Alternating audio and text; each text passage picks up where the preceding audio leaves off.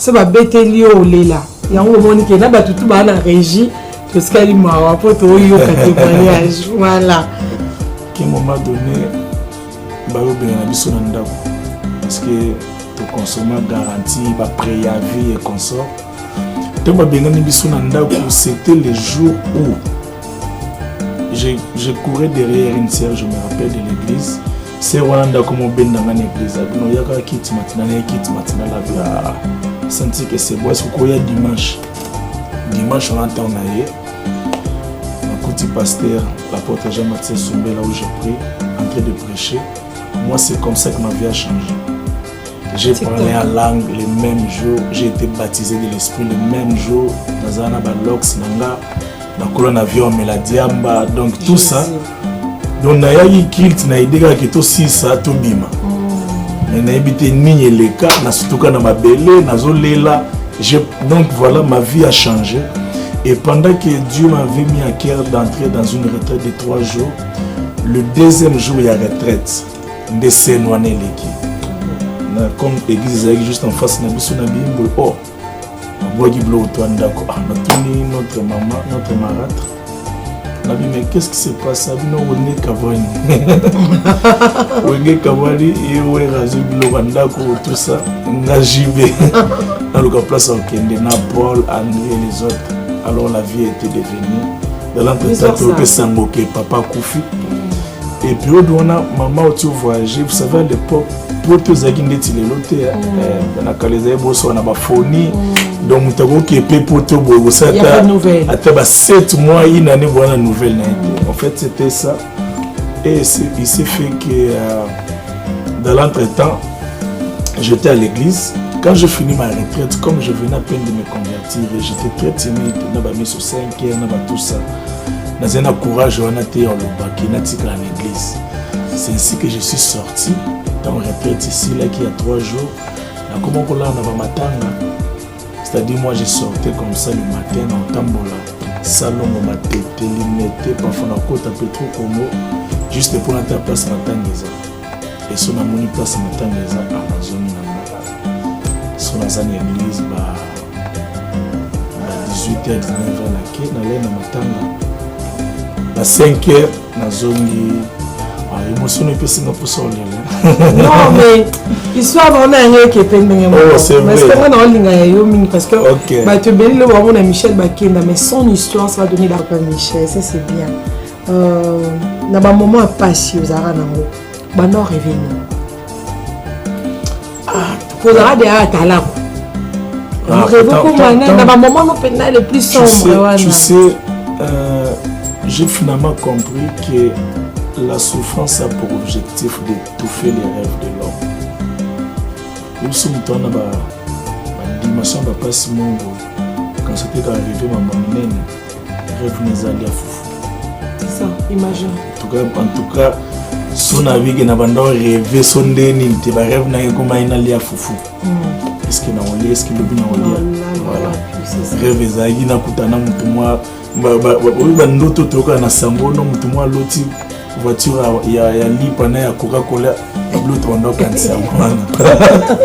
Voilà, je me rappelle une fois na ndo beta jemo ngomba jemo beta bill kezakate la serso ezali mwana bachi basali lipa sukali on est pas mbongo ya kinasomba lipa na bite funa ya sardine ka frère ba bite frère na ina na beta jona bo kenda libanda même si on a beauté incompréhension donc na bi mutu mo tout ngai tout ngai ba bi frère on a bi mbongo na ngai donc on moi dagi na ça carrément que moi j'attends sur lui ça sardine que ça fait na jour passé na liété Jésus et continuer bona bien à en tout cas so frère moi ko beba to ko bunda wa na bi na ba tindika na tindiki bien te. Aïe! Encore et toujours, l'incomparable, l'homme de Tchacho, il nous ramène dans la nouvelle saison. Profit de retour à Brazzaville, vous qui rêvez de la meilleure voix féminine de tous les temps, Cindy le cœur, vous qui rêvez de quartier latin, Aujourd'hui, 2 grands concerts à noter. Le 2 septembre à la Galerie N9 et le 3 septembre au Palais du Parlement. J'ai une grande dette. Je dois au Congo. Je dois au Kofi de Sefa. Et je compte régler ces comptes le 2 septembre à la Galerie NF de Pointe-Noire. Et payer mes dettes d'une aussi longue absence le 3 septembre à Brazzaville, Palais du Parlement. Je vous attends tous. Considérez ce concert comme un grand règlement.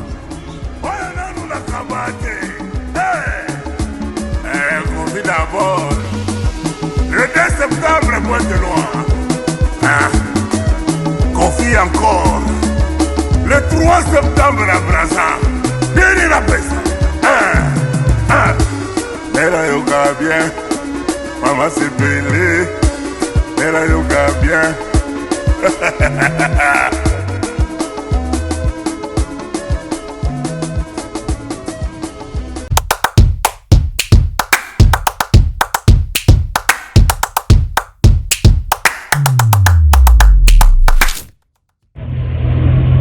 Bienvenue dans Tam Tam Réalité. Dans ce concept, nous interviewons nos clients et nos clientes et nous parlent de Tam Tam. Aujourd'hui, c'est le tour de madame. Bonjour. Bonjour Néo. Comment vous vous appelez? Moi, c'est Porcheline. Porcheline. Alors, vous allez où? Ouais, je vais à Bruxelles. Vous allez à Bruxelles. Oui. Alors, dites-nous madame, pourquoi vous avez choisi Tam Tam? Vous choisissez toujours Tam Tam Voyage? Je choisis Tam Tam parce qu'ils sont toujours à l'heure. Il y a un bon service. Et la voiture est toujours en clim, hein. Il ne fait pas chaud dedans. Et voilà, il est toujours bien. Vous pouvez dire quelque chose en anglais parce qu'on sait que vous êtes plutôt anglophone pour les gens. So, I recommend you to book with Neo Tam Tam. He's always on time. His service is very good. And you'll be very comfortable in his car. He is the best. He is the best on all of the converturage déjà. Donc, converturage. Le best, c'est Neo Tam Tam. Thank you very much. You're welcome.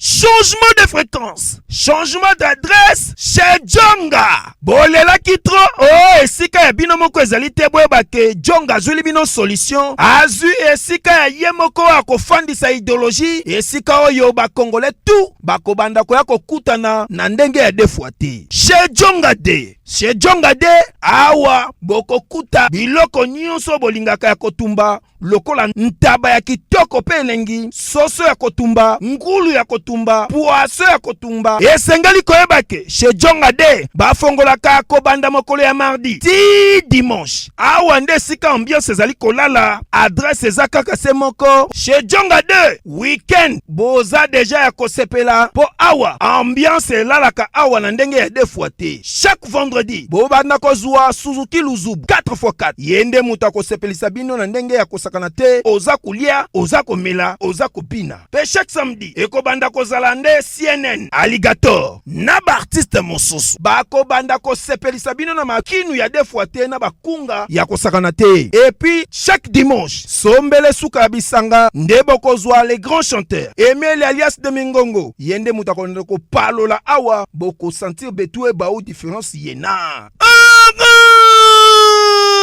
Tala mone namira ya nani chez Djonga de. Malolo. Oui frère, Babi Djonga. La Congolia. Futur. Hein? Nous te reçons la 50 boîtes. La Katakin, c'est Djonga. Soki olingo sala ba réservation obengi na ba numéro oyo pe bako servir yo joli kitoko. Chez Djonga de yango nde moboko ya ambiance na kati ya Paris. C'est naturel soin. Allô, oui alors papi, na pesi yo 48 ya papi soko tshema kolona ndako to kozonga mabe. Ah? Yo zonga te.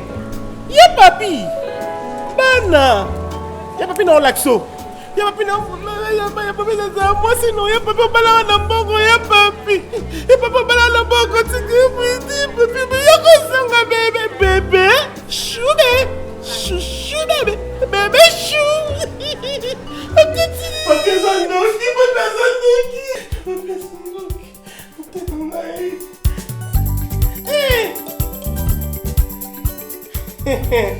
Champagne Dédé Samba. Papi!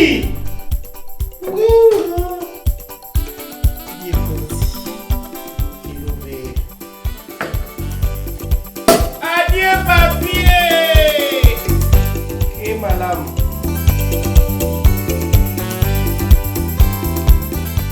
Champagne Dédé Samba.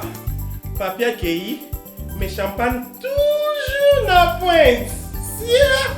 Adieu papi, délicieuse de Paris. L'abus d'alcool est dangereux pour la santé, à consommer avec modération.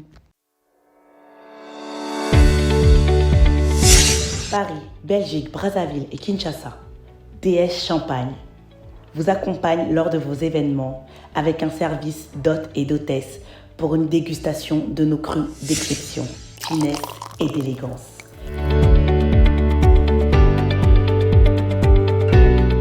DS Champagne vous propose aussi la vente de ses produits en gros ou au détail. DS Champagne luxueux de Paris, Dédé Samba.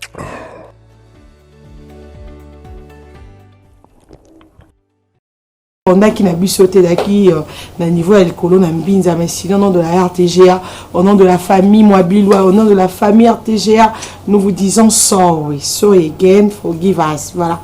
Et cette fois-ci, comme je vous avais promis, nous allons recevoir pour vous l'homme de l'homme, le Kebele.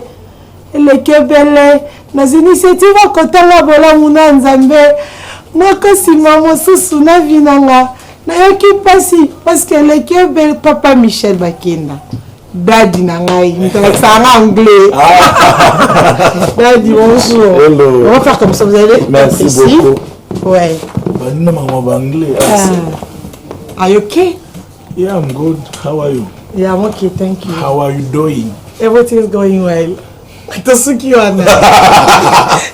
là parce que Batou, bon, on comprend les membres société, on me rappelle toujours qu'il faut quoi apprendre quoi la langue est belée.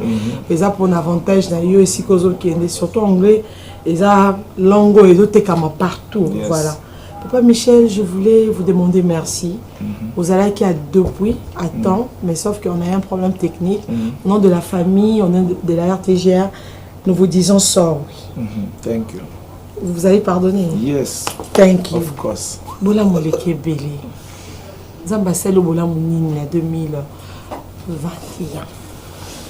Premièrement, merci pour l'opportunité. C'est une première pour moi dans l'émission. Nous apprécions ce que tu fais et nous te regardons. Alors aujourd'hui, nous avons la thème Alors c'est un grand plaisir.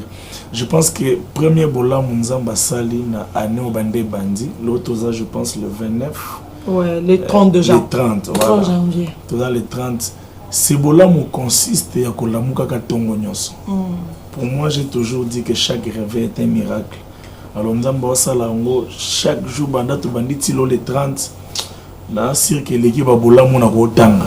Il y a le fait qu'il y a Pamboli, toi Bateli, mais oh, on est à Makas. Tout le monde Katongo, à Salandeni, à Finaka Wapi. Donc, on est à mystique. Ça, c'est bien. Mais papa Michel, dans la Bible, Toyoka gloire Nzambe Zali, Toyoka faveur Nzambe, Toyoka surnaturel Pézali. Donc, quand nous parlons de surnaturel, il y a quelque chose qui n'a pas eu lien à naturel et puis surnaturel est coopéré. Yes. Voilà, on peut dire ceci. Mais pourquoi vous avez choisi de revendre plus Nabola Nzambe, Nangolu Nzambe? Qu'est-ce qui s'est passé dans votre vie? Tu sais, chaque personne a un message que Dieu dépose en lui.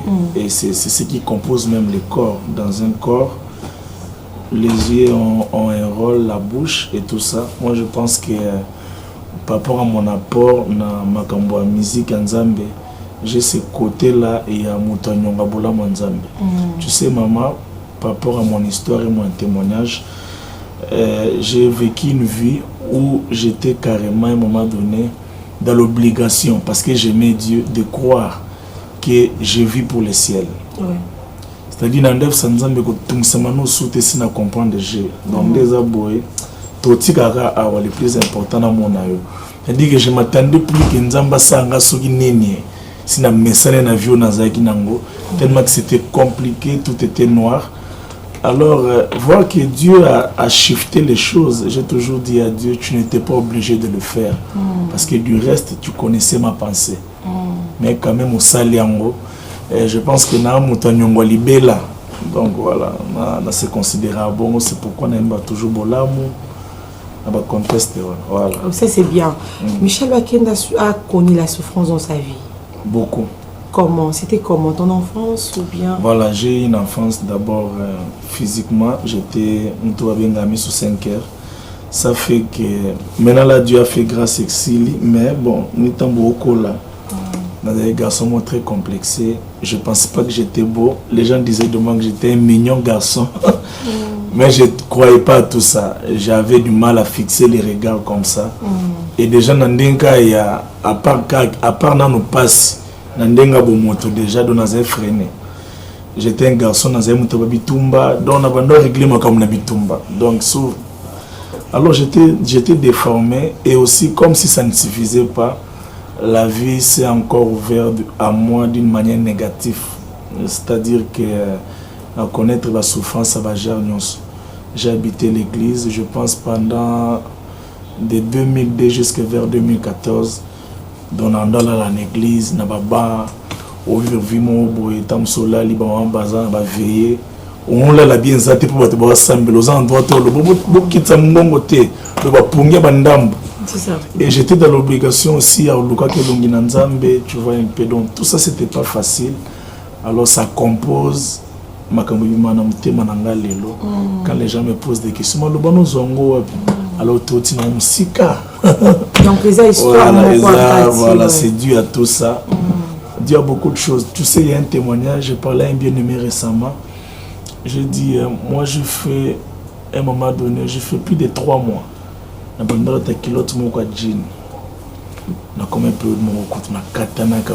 tout ça. Donc je manquais même la possibilité d'avoir un sous-vêtement. Mais la famille, à ce moment-là, la famille. Voilà, était... à ce moment-là, ce qui s'était passé, c'était. Je suis d'abord issu d'une famille divorcée. Ouais. Okay. Mes parents se sont divorcés en 2000, je pense. Mon père travaillait, il faisait les histoires des diamants comme avec tout Moulouba, qui se respecte. Ben, on a toujours moins babilo. Alors papa il s'est rendu dans le voyage en 2001 à Ketchikapa et puis tout ça sur la nouvelle n'a été Sangoya qui papa Koufa. Alors on est resté avec notre camarade. Dans ce moment-là, moi je connaissais pas encore le Seigneur. J'étais dans la musique profane, Nazara Talaku. Waouh, c'était où comme ça? Non, toi na tout le monde Petro Congo, tu es salon. On est plein donc na kindana makamnangai tout ça. Donc bien balox. Fallait tous en photo à voilà. Et voilà. Puis il s'est fait qu'à un moment donné, Nabouya inane on a vu comment quitter.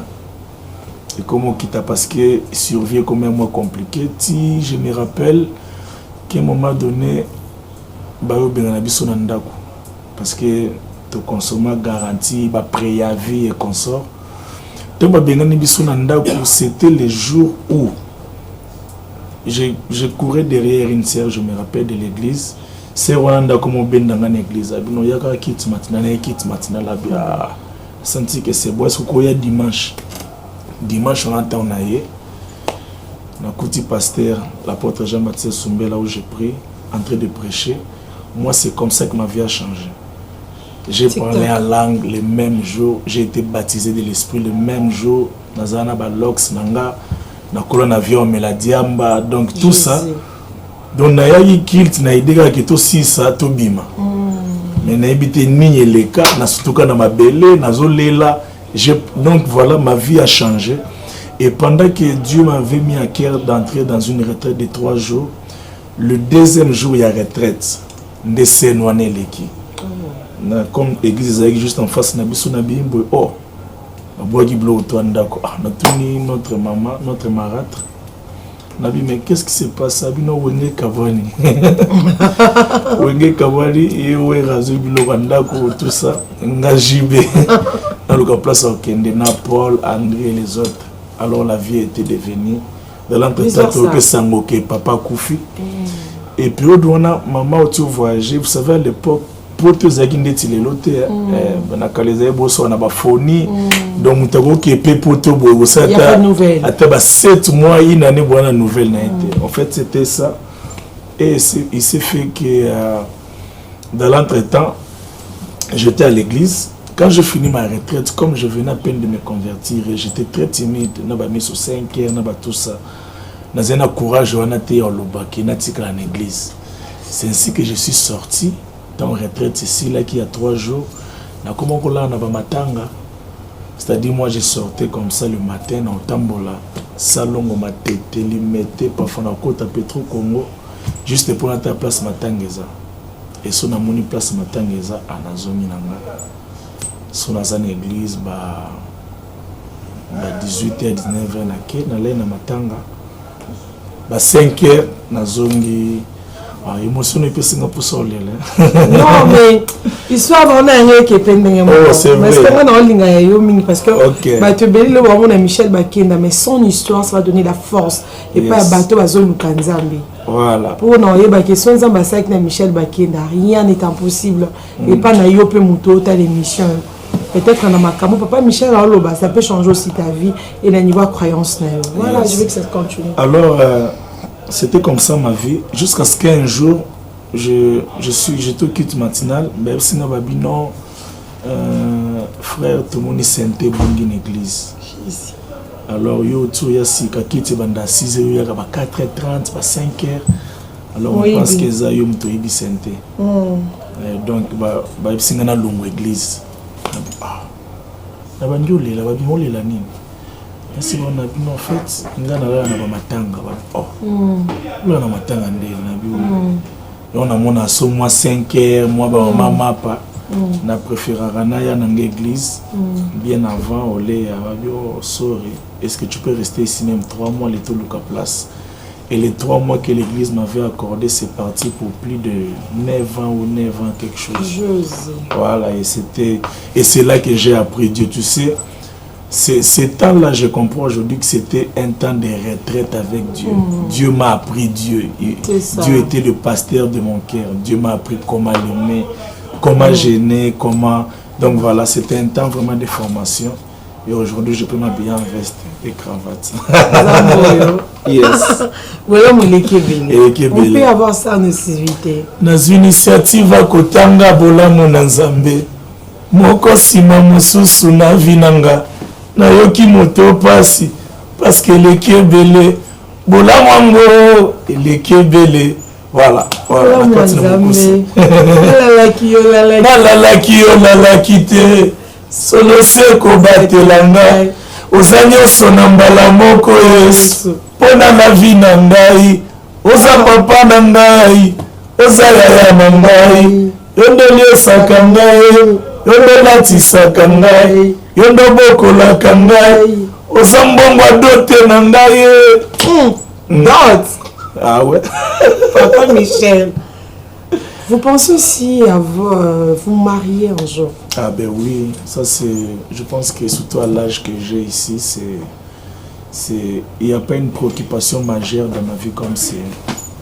Comme ça. On a l'aspect moroboé, on te découvre pas na, on te soye bien. Ok. Vous êtes un homme doux. Oh. Oui. Ok. Je sais que je suis un homme vrai. Ouais, et vrai et doux. C'est-à-dire, vous avez mal à faire du mal à une personne, à choquer une personne. Okay. On peut dire ça en vous. Et beaucoup de femmes rêvent d'avoir un homme comme ça. Et l'on sait, beau, savoir s'habiller, intelligent. Anglais, français, en parenthèse. Est-ce qu'il y a déjà une proposante? Non, une proposante comme telle, non. Pourquoi? C'est pas qu'il n'y a jamais eu des proposantes. J'avoue que j'ai eu des histoires, mais qui n'ont pas marché. Et je compte sur la grâce de Dieu, justement, pour qu'il n'y ait plus de ratés. Cette fois-ci, je m'accroche. Elle est comment là? À part le Saint-Esprit, pour vous diriger. Bon, au fait, finalement, je pense que la femme de sa vie ne doit pas être la femme qu'on imagine. C'est des choses différentes. Voilà. La femme de sa vie, pour assumer les choses que Dieu a investies en toi, doit être la femme que Dieu a prévue pour toi, la femme que Dieu s'est choisie. Je pense que parfois, makambogu me la popso tolingi mamboza ndeti biso. Otape nota lobi c'est wazana makambo. Voilà, ozolo kelona ndenge na yo. OK bongo nzambe autatema grandeur makamboza na ngo alingi te suka kaki pour loli. Abi Michel eza te bongo. OK na jie mabe. Futika ngai na voilà. Je pense que c'est des choses qu'on comprend avec le temps. Vous savez, la vie d'un homme, parfois, c'est une vie où l'homme se bat toujours avec Dieu, avec la volonté de Dieu. C'est pas facile. Si il y a qui n'a mukini, et ça peut faire comprendre que tu as la boutique au bout d'un mukana nzambe. Visa simple ce boutique nzamba zuli bosso. Et même en tant qu'enfant de Dieu, ce combat n'est pas facile à pouvoir céder. Mais je pense que Dieu m'accordera la grâce de lui laisser le faire, de lui laisser lui faire un bon choix pour moi. C'est ça quand dans 2 les ans. cas en tout cas, Néo Suécili, ils ont bien été, ils ont bien. Amen. Ça c'est bien. Vous avez choisi de soutenir des gens, de soutenir des orphelins. Vous avez votre fondation. On peut savoir plus sur votre fondation. Fondation Michel Bakenda. Pourquoi il fallait fondation? Parce que beaucoup de personnes, ceux qui ont passé, ouais, please don't come again. Leave me alone. But yo ozuango tiango penina yo otamboli na ozo soutenir battu belé autoza à chaque fois na berger junior Kabea. Je suis avec Michel Falasala, Michel berger junior Kabea, je vous salue Carvan Chikula. Pourquoi idée à la fondation? Et idée à la fondation, je me rappelle quand je passais par des moments compliqués, il m'est arrivé à chômer pendant je pense 2 ou 3 ans comme ça. Et puis une fois, on a vendu une église avec un frère personnel, Dani, à Koufaki. Dani, pendant qu'il gagne tout le monde tangate, noko na moko, je me rappelle, à Tindela qui est mbongo ya classe, à Tindela basket moko ya rouge blanc, uniforme et pantalon à chemise. Et Dani, pendant qu'il était en train de prier la nuit, Dieu lui a dit, cette année encore au tangate, Michel t'attend à la place nord.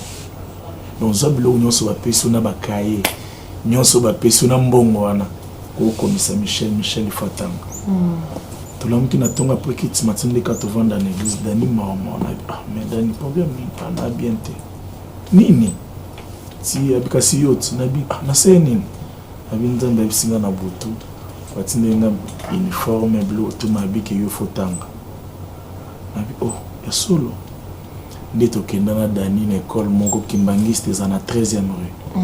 Voilà. Je pense que dans la 4e des humanités, dans la électricité, dans la 4e classe des ans à Tangaïté. Donc Kendana Dani, donc dans la uniforme à Dani, et l'amba likolo à Dani, bakaye à Dani, Nambongo va pesa qui a commis ça. Nda commis ça dans la zone à classe. Jésus. Donc on a vendu Tanga, na Tangi Kuna, 4e, 5e. N'a eu comme des difficultés, tina comme à 6e, c'était pas facile. Alors on a qui on a aussi sa classe T. Dans la salle EV panzambe na bi pesanga ta diplôme d'état. Na otumi sauté au ba université. Et puis so tangi singa. Na tangi sara batu na songa batu. Voilà. Et Dieu allait plus loin dans ma soninga na zu examen d'état na bundi na yozo na ke campus na bandera na ina na je me rappelle longtemps na ina mena donc ina na kimamo pona makolo makolo dans la limite na katina na yoki na campus. J'ai commencé une première année je pense en 2008 na futa Minerval te na signé na Koti Susu na Bandeli ti par la grâce de Dieu na sa classe na campus. Alors je me suis retrouvé un jour aux États-Unis, c'était en 2015 na Dallas, nzamba zong selinga filmé zong selinga na bia en plus na la kanzambe. Donc voilà, la fondation est partie de là. Qui est devenu Dani? avions promis à ces terres Congo, nous bâtirons un pays plus beau qu'avant. Mais jusqu'à présent, on n'a pas bâti le pays. Mes chers amis, entendre ces mots d'abandon et de ras-le-bol, observer dans l'âme congolaise la flamme patriotique qui s'éteint au fil du temps. Je me suis demandé, pourquoi un tel abandon? Parce que notre pays vit une pauvreté très avancée. Parce que la jeunesse de mon pays est sans emploi, avec un taux de chômage dépassant les 85%. Parce que les infrastructures scolaires, sanitaires, routières sont dans un état piteux. Parce que la population congolaise subit une pénurie intempestive d'eau et d'électricité, ce qui d'ailleurs constitue un frein à une industrialisation rapide de notre pays.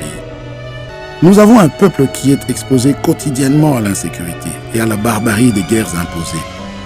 Les personnes vivant avec handicap, les enfants de la rue communément appelés chégués, les orphelins sont voués à la mendicité et au rejet de la société.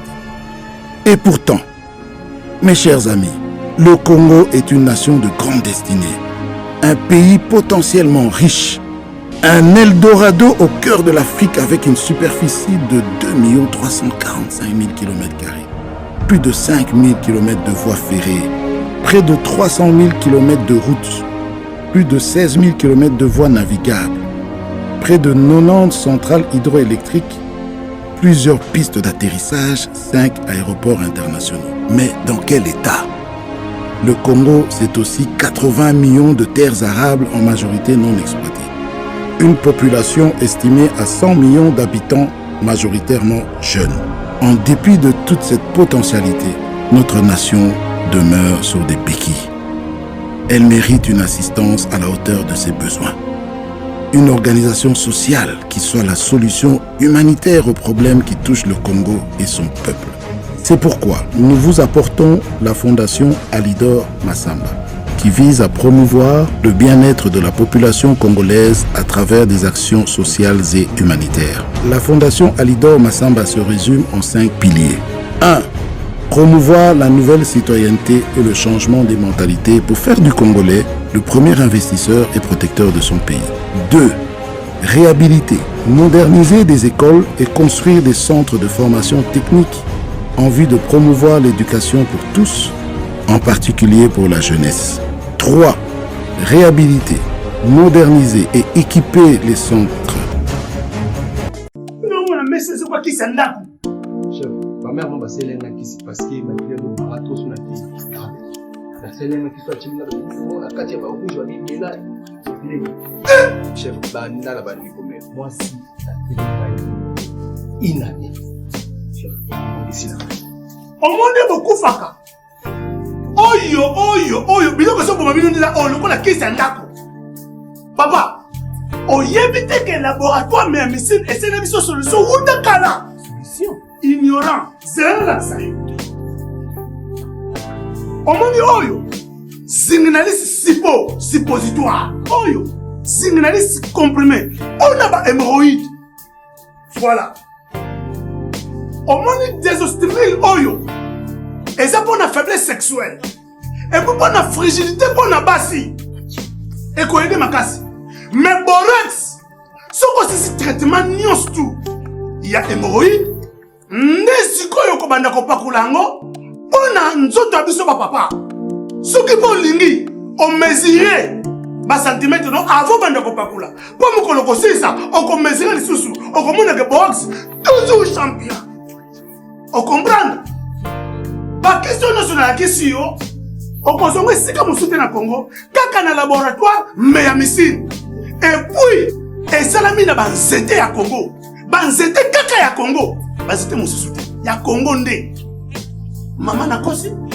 Qui est pas trop kosi. Wana na kununga. Et qui borès oyo. Mobile nanga ça il a borès oyo. So qu'on a borès oté, mais mobile nanga tout les gens ya au monde va qui sont présentés yo et ça la minaba pharmacien congolais docteur Pichu Tondele yéné savant mbote na biso bandeko ngai docteur Pichu Tondele Dans la pharmacie, il y a formation. Dans une formation, à l'université à Kinshasa, la faculté de pharmacie.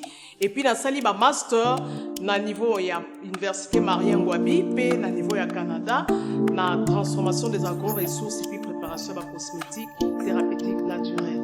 Dans le œuvre, dans le laboratoire CRMTA, ou le laboratoire MMC, spécialisé dans la production de phytomédicaments, c'est-à-dire qui c'est à partir de nzete na biso ya Congo. Qui c'est nyonso o bozomona awa na CRMTA et subir essai toxicologique et puis essai clinique ou ça la différence na biso na tradi parce que et subir quand même moi étude et puis qui c'est o eza na CRMTA ils allaient homologuer la ministère de la santé, c'est-à-dire dans la autorisation d'ouverture et dans l'autorisation il y a mis sur le marché le niveau il y a mboka et puis les bandes il y a mboka qui si on doit produire la CRMTA et puis on peut n'importe quel médecin partout à travers le monde. Voilà la différence pour les autres la entre biso na batradi thérapeute ou naturo thérapeute. Et où y a biso donc awa na laboratoire mais ici docteur Pichou Tondele y est des savants.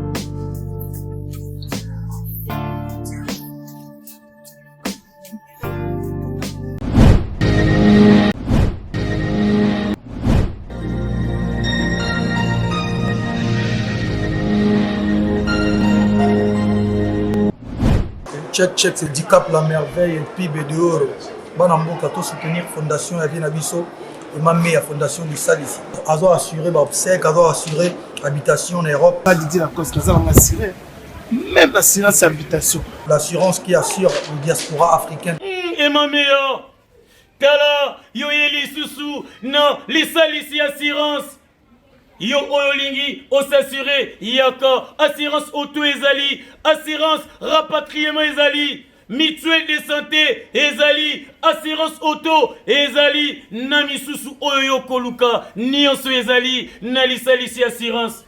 Ndeko na yo vu traitement, ndeko na yo bakundiye na bolamu nyonso to, vraiment to soutenir, c'est une bonne idée.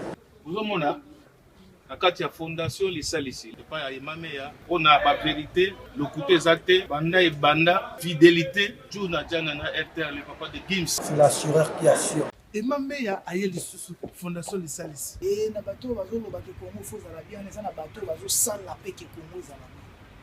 Voilà la vie nationale Mameya.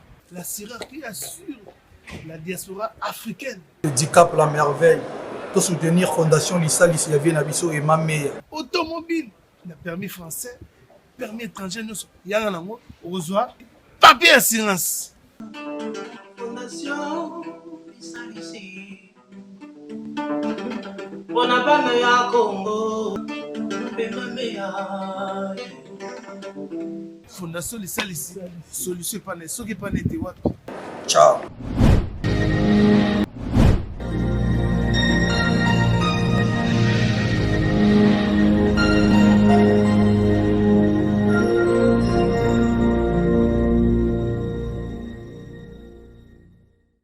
Dany paix à son âme, Dany il est parti. Dany il est parti.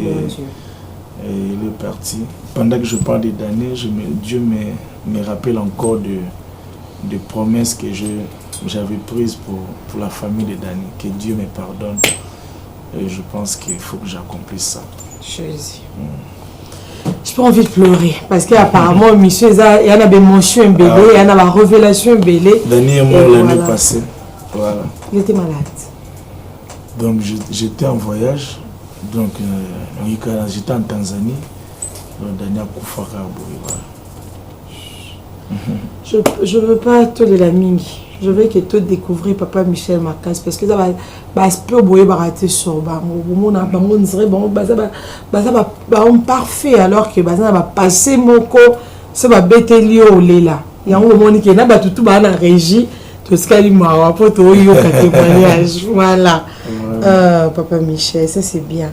Na ba moment passé aux aranango bano revenu. Posera de atala. Tu sais, j'ai finalement compris que la souffrance a pour objectif d'étouffer les rêves de l'homme.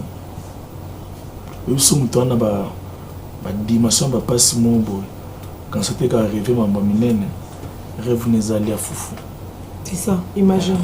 En tout cas, son avis que n'a pas rêvé, son déni, tu vas rêver n'a pas allé à foufou. Est-ce que n'a olé, est-ce que l'obi n'a olé? Voilà.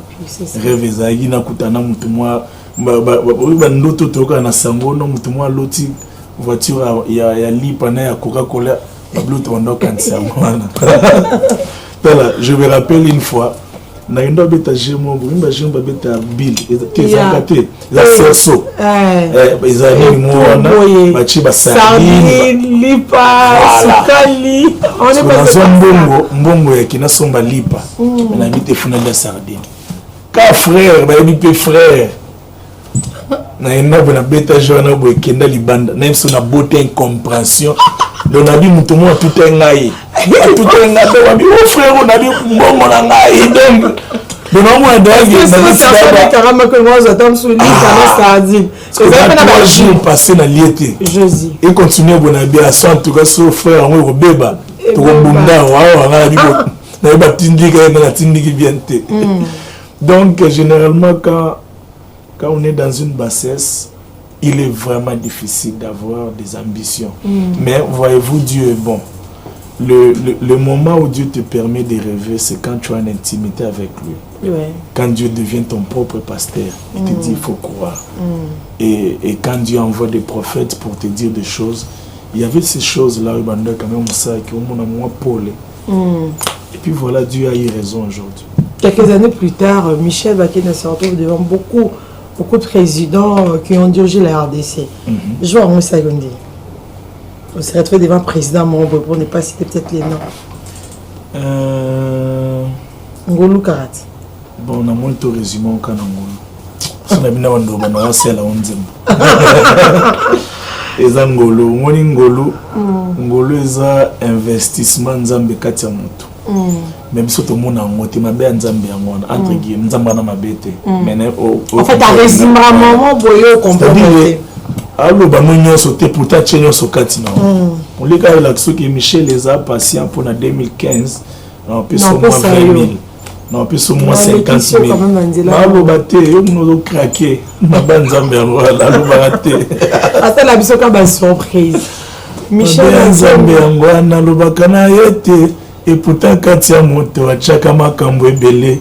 Mabe nzambe ngwana olai bisasarae Kiokobotana 90 atiki akende bongo mabe nzambe yangwana ezana ndenga bakino e bo combattre ngate bo comprendre nga mabete mabe nzambe yangwana c'est ça après wa nzamba na mabete na ndenga bakino nzambe yangwana. Michel Bakenda, un homme bien, comme je dis, un homme très bon aussi pour des personnes qui ont profité de sa grâce. Mais un homme aussi combattu, un homme qui a passé par beaucoup de choses, l'objet de critique, l'objet, Michel a saliboué, on ne rien reparle de ça. Mais après, Michel Bakina nous donne juste un petit message pour nous montrer comment il est humble. Il a dit, Dieu m'impose le silence. Je dois arrêter pour les moments. Et après, on a soleil à bisotin. Yeah, oui, peut-être que l'on a le bon à tenir le bango. Lorsqu'il m'était arrivé de dire que Natiki, j'ai eu beaucoup de sollicitations. Je dirais ici des sollicitations même négatives de personnes que je connais. Je me rappelle une fois, il y a eu quelqu'un qui m'a dit Michel, est-ce que moi, tu as une autre musique au côté de notre système? On va immeuble, vie échanger. C'est ça. Donc voilà, j'ai eu des sollicitations. Il y a des parce que j'étais justement en état de faiblesse. C'est ça. Business. Alors, une fois, na vandi na moni grande dame moko na temps kombo na été à Beninga na loba na ba parabole abenga Michel ba loko likolo nabi oh bon est-ce que likolo ba habite ki na tiki musique abi oh likolo ba loko yozo lo ba boye maman makanisi la muki ngana bi ko koza nzambe na ndi kimi na bi ok comme décision nazwaki mon pasteur était au courant de ça on bête la pasteur nanga na ibisaye papa regarde na benga place telle comme ça n'a aucune réaction. J'ai appelé papa, on a dit non, papa, regarde ce qui se présente. On m'a appelé telle place. On m'a dit ok, je vais prier pour toi, que Dieu t'accompagne. Nakei, Naïmbi, Dieu m'avait vraiment fait grâce, c'était trop bien. J'étais pas seul, j'étais avec un autre bien-aimé. Comme on va parabole, il y a un bic qui est aux Aguinaï. Voilà. Et l'équipe bien, et on les cas. Mais de l'entretemps, nous avons eu musique. Et au cas, je pense, 3 semaines ou 1 mois, nous avons sous l'écolo. Non, tu avais bien fait, tu avais bien travaillé. Il faut zonga même balo, zonga 4 jours d'affilée. Oui, sur côté na WhatsApp nanga, au mon photo, au mon akawana, et ça très symbolique pour moi. C'est-à-dire que si ma carrière musicale a repris ses sourires, ou si j'ai repris à pouvoir chanter jusqu'à ce jour, c'est parce que Dieu était passé par cet homme. Parce que nous avons une sollicitation à battre et Sili. Mais Dieu est allé débloquer au sommet. Vous comprenez? Pour que Nassimba Lissango à nouveau. Et c'est parti par là que nous comprenons, ok, dans la prière et tout ça, dans le message qui fait na zongue là. Et donc voilà. Donc il y a une source colo. Après, paf. Bon dimanche à son excellence, monsieur notre président, monsieur Félix Tshisekedi Bétan. Ma Denise Nyakir. Voilà. Voilà, c'est un peu ça l'histoire. C'est comme ça que les choses se sont passées pour que je reprenne à chanter. Et pour moi, je me dis que Dieu est passé par cet homme et je l'appelle l'homme de Dieu. J'aime l'appeler comme ça. Pour moi, c'est un serviteur de Dieu. Et Dieu est passé par lui pour sauver ma carrière musicale. Voilà. Ça, c'est bien. Votre leçon avec Mike Alamba et Moïse Mbila? J'ai de très bonnes relations, dans le sens où c'est des hommes que je respecte énormément.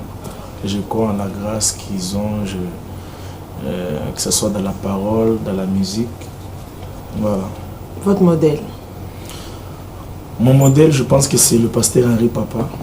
Dans la musique, voilà, c'est quelqu'un qui a eu un cœur avec plein d'amour me concernant. Nabanda Olandaye, je me rappelle à l'époque. Ok, 5 heures, on a soufflé déjà car et il était trop patient avec moi, donc il est dans un modèle. Voilà. Bah, Michel, vraiment posé un kanao, mais sauf que vous m'avez qui mingi. Ah oui, hein. Et puis après, il faut nous libérer, mais les acquis émission témoignage, épisode 1, épisode 2, louange adoration. Yes. Plus surprise. Yes. Surprise, là. Et amener, bon, on a qu'à. Oh, Libala, mais ça sera pour très bientôt, voilà. Papa Michel, vous n'avez pas d'enfants? Pas encore? Non.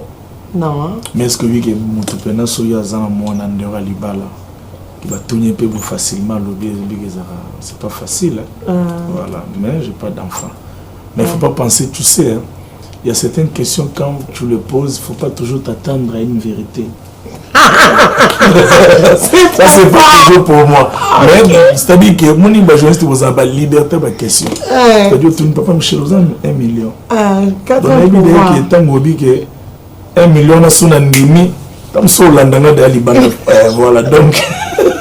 Ça c'est bien papa. J'aime votre liberté, ça c'est bien. Vraiment merci beaucoup. En fait on est là à 4 pouvoirs. Ah oui. Donc voilà, on paye surtout ma star dans le aussi bon. Faut te battre plus sur Bango. Merci infiniment papa Michel. Il y a beaucoup nanga ba soutenir musala na yo balinga makambu na yo musique na yo madame Christelle Mwabi merci pour Dieu te bénisse madame Christelle. Ouais, et aujourd'hui il y a une personne qui a salé surprise mais simbité. Mais rien qu'on a papa Michel n'a foutu le billet de Cape Town. De fêter na bateau. C'est une personne qui vous aime beaucoup, elle s'appelle madame Karine Mukanda. Il y a eu ça. Michel c'est un homme de Dieu. Voilà. Karine, Dieu te bénisse, voilà mon tunanga, Dieu te bénisse, merci. Voilà papa Michel, je donne l'occasion un peu ça. Bambo Tinayo et pas. Voilà, j'ai très bon dimanche. La grâce de la fondation aussi. Très bon dimanche, voilà, très bon dimanche à l'excellence, maître Guy Loando, Gimboyo Loando. Donc voilà papa, que Dieu te bénisse avec maman Déborah, là où vous êtes. Très bon dimanche également madame Christelle, merci pour l'opportunité. Que Dieu vous bénisse. Très bon dimanche à toi également, maman. Merci, papa Michel.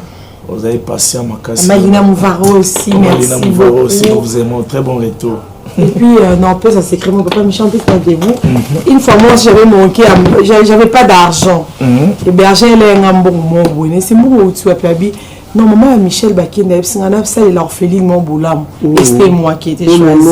Je vous jure, j'étais improvisé. Merci beaucoup, papa Michel. Que de ma samba music.